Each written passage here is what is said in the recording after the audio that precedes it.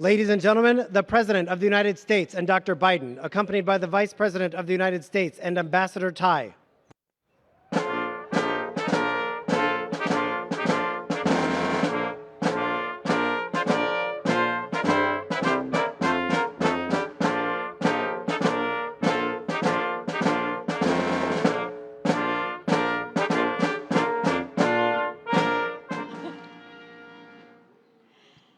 Thank you, and welcome to the White House.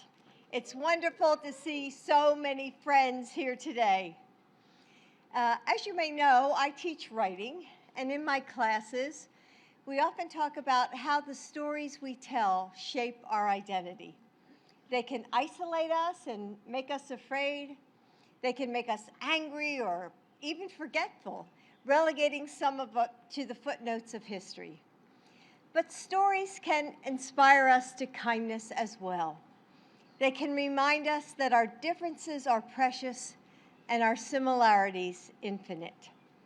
That our community, our country, is capable of beautiful and powerful things. So what story can we tell about this community?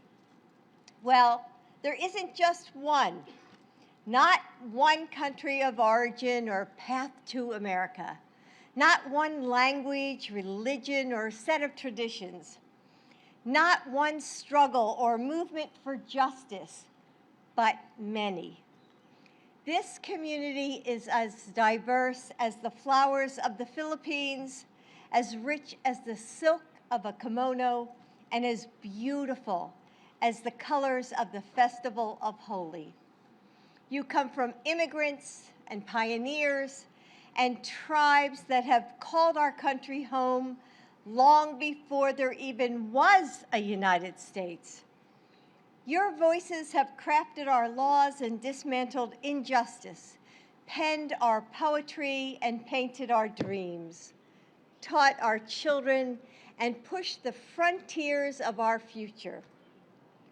But while you may come from different backgrounds, there are common threads that unite Asian Americans, Native Hawaiians, and Pacific Islanders. The strength to overcome racism and adversity. The generosity and grace that moves you to hold on to old traditions and create new ones. The creativity that drives you to shape our art and technology and culture for yourselves and for our next generation. The courage to lift up your voices and build better communities for us all. You have no one story, but millions, and all of them matter. Individual by individual, your experiences show us the complex beauty of our people, and together, you bring harmony and strength to our entire nation. So may I say from the bottom of my heart, thank you.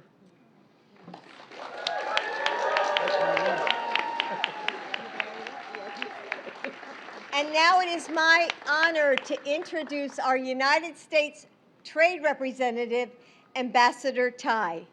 Ambassador.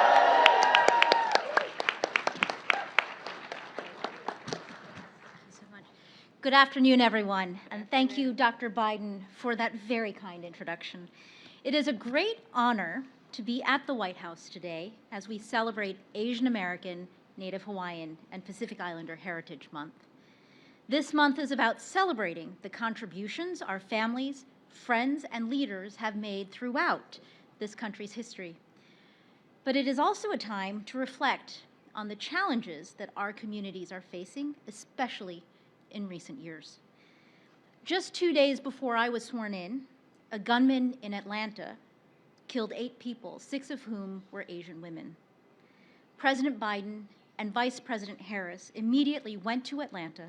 They met with local AA and NHPI leaders to show our administration's support in the face of this tragedy. A year ago, President Biden signed an executive order to establish the White House Initiative on Asian Americans, Native Hawaiians, and Pacific Islanders.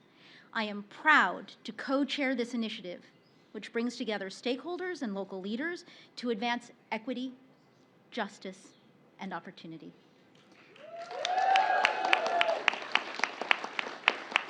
This complements our work at USTR to advance an inclusive, worker-centered trade agenda that aims to deliver prosperity for all. As I've traveled the country and around the world to carry out the President's trade agenda, I've made a point to sit down with local AA and NHPI leaders along the way. I am continually inspired by the resilience and perseverance that our communities have shown in the face of increased hate, violence, and discrimination. We are standing up and fighting for a better future. Helping to lead this fight is a true role model, our first Asian American Vice President, Kamala Harris.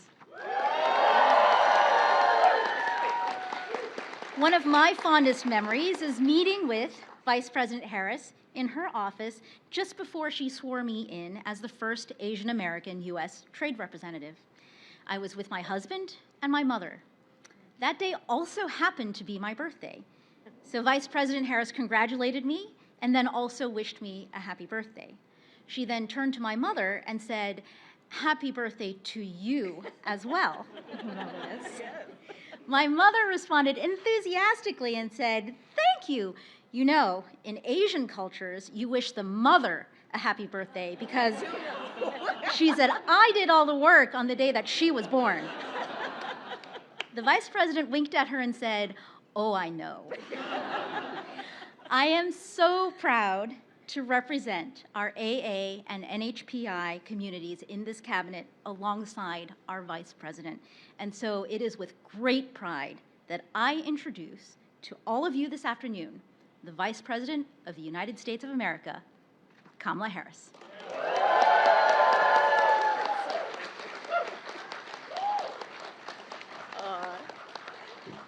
Thank you, Ambassador Tai. It is true.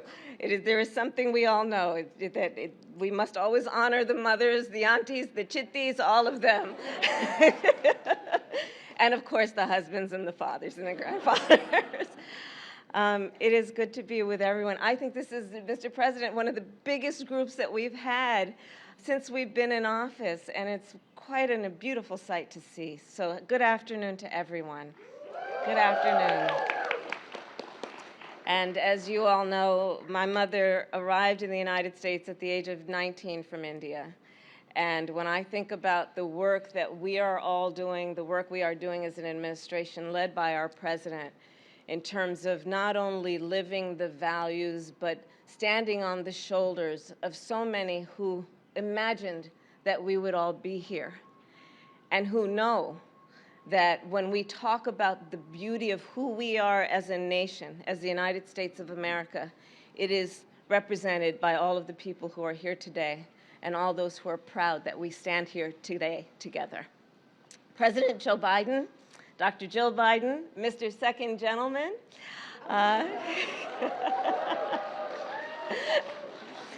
and members of our cabinet, it is good again to be gathered with all of you today and to be joined by the members of the Congressional Asian Pacific American Caucus.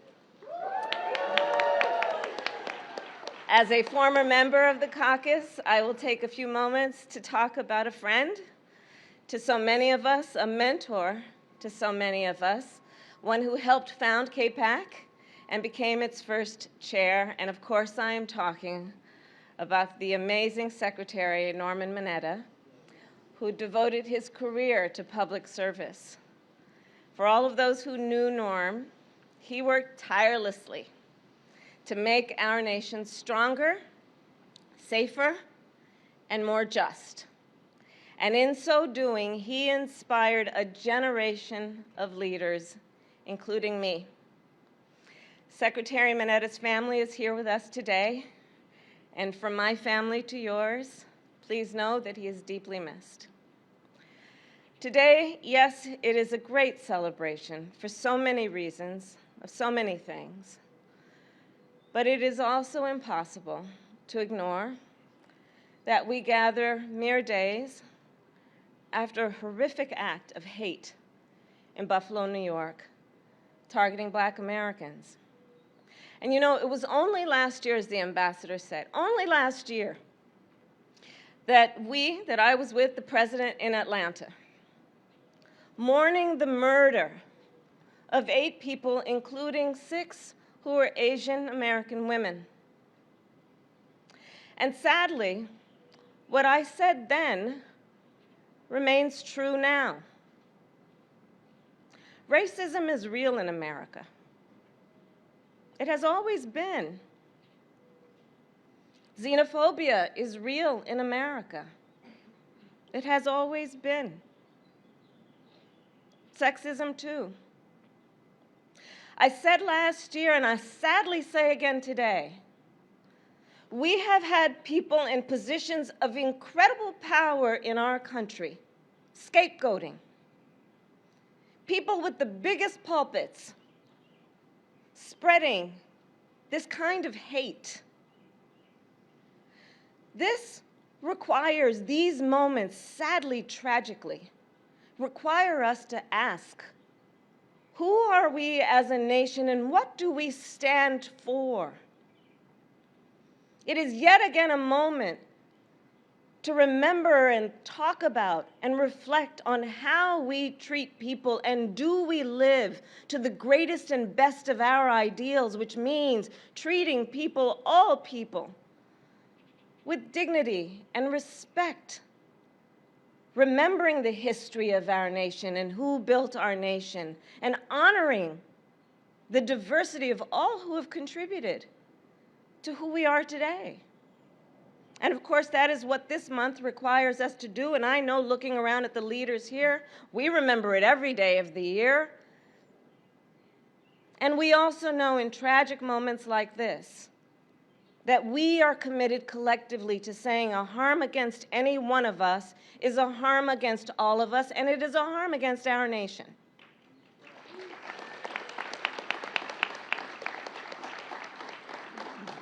And the president and I, and all of us as leaders, will not be silent. We will not stand by. We must always speak out against violence, against hate crime and discrimination whenever and wherever it occurs. And we must do everything in our power to end this epidemic of hate. We feel great pride, based on good reason and fact and history, in what we celebrate today. And we know that those who allowed us to be here and paved the path for us to be present at this moment expect great things from us, including that we are not only clear-eyed, but that we are optimistic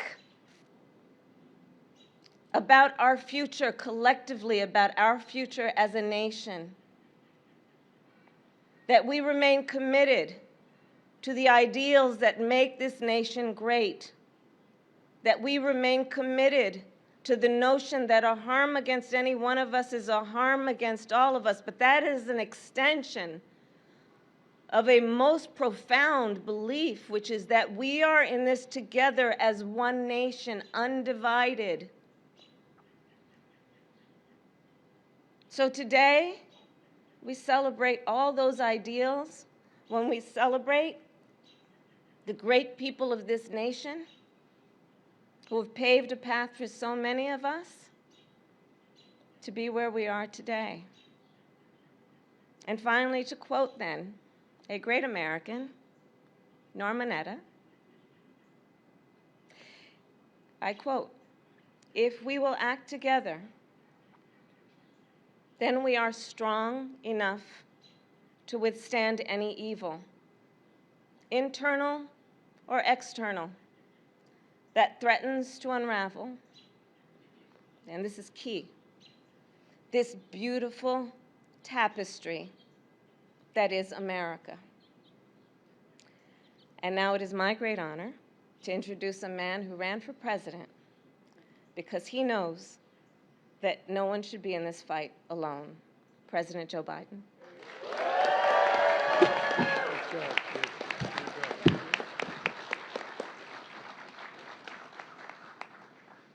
You got to admit I have good taste in picking people, don't you? They're way above my pay grade. Kamala, thank you, and Ambassador Tai, Doug, the second gentleman out there hiding behind everybody out there, I know. And, Jill and I are honored to welcome all of you here to celebrate the Asian American, Native Hawaiian, Pacific Islander Heritage Month here in the Rose Garden. You know, it's wonderful to see so many friends. U.S. Senator Mazie Hiran. Where's Mazie? I see, still she's here. I'm looking. Mazie, wherever you are, you're the best. And Tammy Duckworth. Tammy's here, I'm told, or going to be here. No? At any rate. And the chair of the Congressional Asian Pacific American Caucus, Representative Judy Chu, is here as well. And there's several other representatives here today who represent a community in Congress that is growing each election. As Catherine mentioned, I'm proud to have reestablished the White House Initiative on Asian American, Native Hawaiian, and Pacific Islanders. Several members are here today, along with members of the community across the administration at every level. Also joining are mayors and local leaders, leaders of business and philanthropy, leaders of civil rights, the arts, the fashions, culture. And this is the reception that follows on the great honor Jill and I, Kamala and Doug, had in hosting Team USA, including the Asian American athletes who so honorably represented America in the Olympics. Not too long ago, that included one of the most decorated figure skater in U.S. history, and also worked in my campaign. And is now my nominee to be ambassador to Belize, Michelle Kwan. Michelle, you're the best, kid. You're the best. You do things backward better than most people can do them forward. And you represent a simple truth. There is no single Asian, as Jill pointed out much more articulately than I have, there's no single Asian American, Native Hawaiian, or Pacific Islander identity. It doesn't exist. The diversity of cultures, the breadth and achievement that has shaded and shaped so many, strengthened the fabric of this country in ways that you can't measure. I don't know how you can measure it. The fastest growing demographic in the United States, it has also gotten us through the pandemic as frontline and essential workers. And you've powered our economic recovery. An unemployment rate in the community that's fallen from 6.6% since we got in office to 3.1% for Asian Americans. Entrepreneurships in the community has risen, with you all, has risen the fastest rate in over a decade. Where members of the community were once tokenized as villains in the movie screens, you now light them up as superheroes. And today, I'll be traveling on Thursday, I'll be traveling to the Republic of Korea and Japan to affirm the importance of our Indo-Pacific alliances. Folks, and to celebrate the indispensable partnerships that are strengthening by the deep family ties and heritage and the values reflected in the AANHPI. Community here in the United States. As they say in Claymont, Delaware, all yous guys. But look, we know that for generations of progress, racism, harassment, and hate crimes persist, as was pointed out by my friends behind me. And today we know that maybe you are one of them who don't feel safe walking American streets. A shooting near Atlanta a year ago is still fresh, has been mentioned, in the hearts of so many. And Kamala and I went down to visit. Just as we've seen hate crime shootings in Orange County, California, Dallas, Texas, just last week. Jill and I just got back from Buffalo, New York, where another lone gunman with a hate-filled soul shot and killed black people at a grocery store on a Saturday afternoon. You know, I probably shouldn't be saying this now, but I'm going to say it anyway. We have to not only talk about how we're going to end the hate, but who's responsible for generating it? Who's responsible for generating it? Look, I've said many times, hate can have no safe harbor in America. And every person deserves to be treated with dignity and respect. But you know, you have folks on television stations talking about the replacement theory, scaring the living hell out of people who don't have a whole lot of emotional stability, taking advantage of on the internet and other means by talking about how we're going to be overtaken. That's why 1 year ago, with the help of many of you, I signed into law the bipartisan COVID-19 Hate Crimes Act. And with your continued help, our commitment to advance equality across the board in everything from healthcare to education to housing to LGBTQ rights.